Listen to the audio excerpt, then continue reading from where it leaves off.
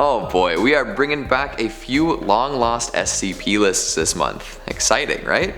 Ain't nothing like a little bit of variety in your assorted anomalous entities, right? Today we're taking a look at some of the SCPs that dwell in the dark depths of the ocean, which, by the way, we have not explored nearly enough of. Who knows, maybe these are actually pretty close to what we could find out there. Let's find out which ones scare you the most. It's time for the top 5 scariest aquatic SCP monsters you need to read about, part 3. Coming in at number 5, we've got SCP-5320. You know when an inside joke goes a little too far and starts to alienate the folks around you? Yeah, well that's kinda what went on with this SCP, except the inside joke had to do with a fish that never seems to end and the weird cult that it spawned. When your top researchers are essentially posting and creating pointless rituals instead of doing their job, somebody's gotta step in. So even though this is a relatively harmless aquatic monster in and of itself, there are a lot of things that it could do to cause problems without ever leaving the comfort of the deep sea. As of right now, this creature is being described as an increasingly long snailfish, although no drones have ever been able to locate a head or tail.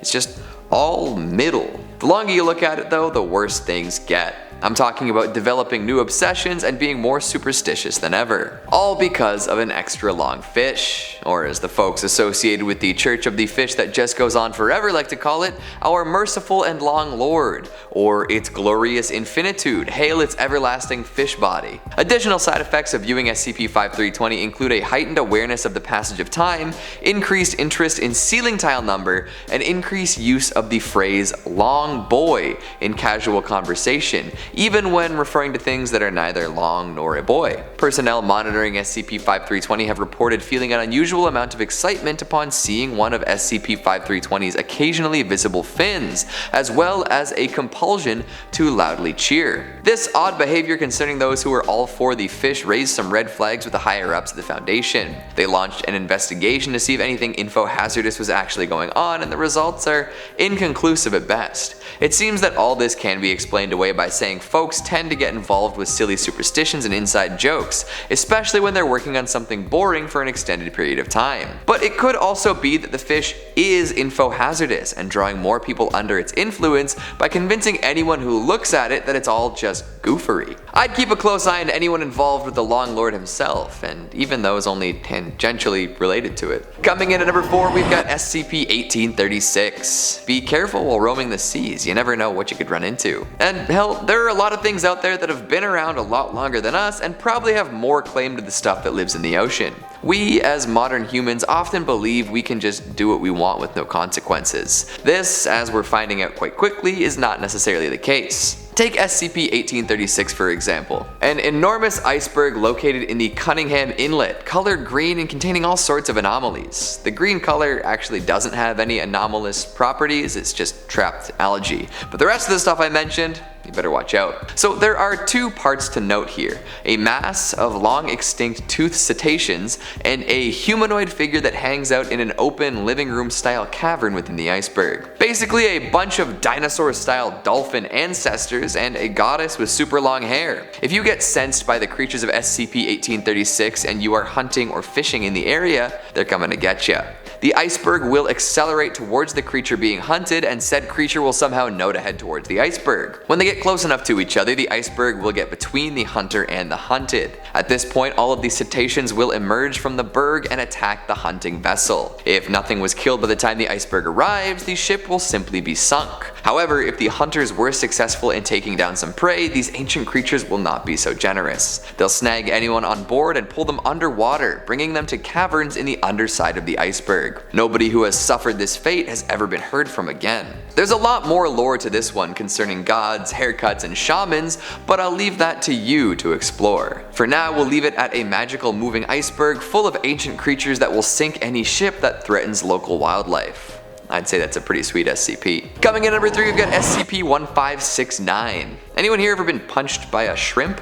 No? well, thank your lucky stars, because that is the last thing you want. Especially when it's a massive, weirdly modified peacock mantis shrimp meant exclusively for punching extremely hard. I'm sure you've heard of a peacock mantis shrimp before. They're famous for being able to absolutely annihilate stuff in front of them with extremely fast punches. If you put a regular one in an aquarium, there's a good chance that it will smash the glass by displacing water in such a way that it creates like a shockwave. But when you get one as large as 1569, you better believe it can cause a whole lot more damage. The big shrimp is 1 meter tall, 2 meters wide, and 9 meters long, and get this, its punch can strike with a force of up to 51,000 newtons. That would just vaporize someone, and imagine the shockwave. At first it appeared that this odd underwater entity had the intelligence of an average dog and was content to just hang out with people. Sure, it would go and absolutely pulverize some underwater prey from time to time, but other than that it just seemed like an extra powerful version of a creature that already existed. However, one day something weird happened. The shrimp went dormant and opened up like a living mech, and out popped the dude in competitive swimwear. And if I'm understanding the subsequent events correctly, this dude was essentially piloting this gigantic shrimp. Why? How? Was he the one acting like a dog?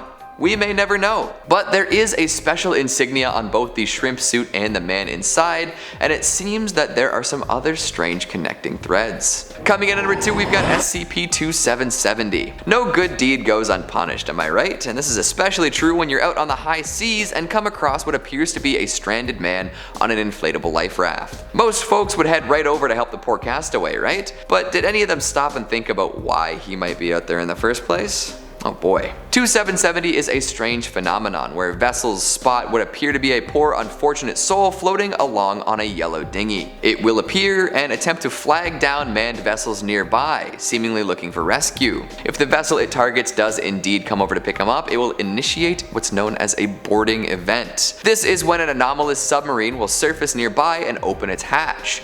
Once this hatch is open, it's game over. The rescuing vessel, along with the dude in the raft, will be pulled underwater at speeds upwards of 200 miles per hour, never to be seen again. Well, the castaway will appear again, but the other vessel?